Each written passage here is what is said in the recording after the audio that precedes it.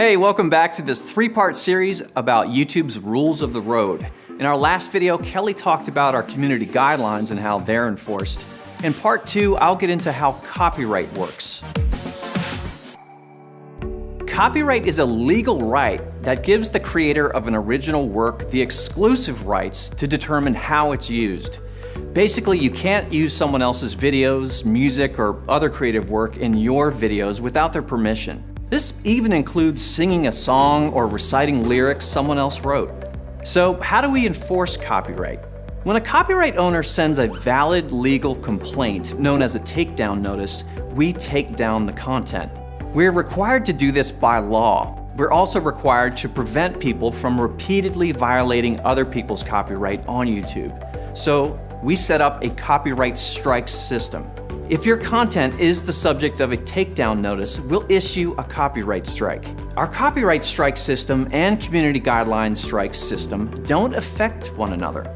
But no surprise, if you receive 3 copyright strikes, your account will be terminated and your videos will be removed from YouTube. There's no warning for copyright strikes, but the first 2 strikes have no impact on your account or what features you can access. Also note that there are some regional exceptions that allow you to include someone else's work, so be sure to read up on what counts as fair use in the public domain.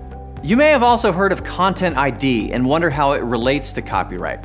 Well, to help YouTube creators draw upon all the great content they love while still protecting the rights of copyright owners, we built Content ID, an automated enforcement system that lets some of the world's biggest rights holders find their work when it's being used by others and claim it instead of taking it down.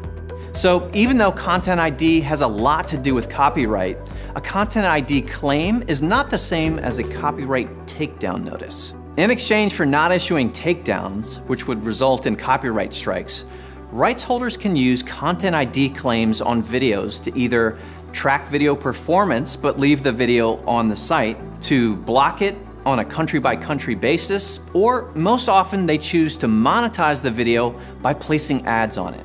Content ID claims never impact your channel or access to features. Over 90% of Content ID claims result in monetization or tracking, not blocking.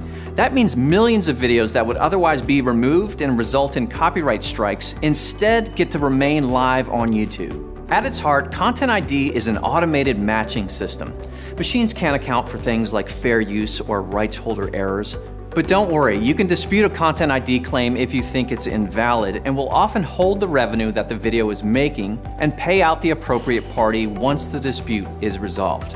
So now you might be thinking, as long as I'm following the community guidelines and not violating copyright, then I can become a YouTube partner and make ad revenue, right? Not quite yet. What? Let me sit down. Oh. There are a couple more things to be aware of if you want to be a YouTube partner and make revenue from ads. My name's Mahalit, and in the third and final part of this series, I'll give you an overview of the YouTube Partner Program and our advertiser-friendly guidelines. Click this end screen to come on over.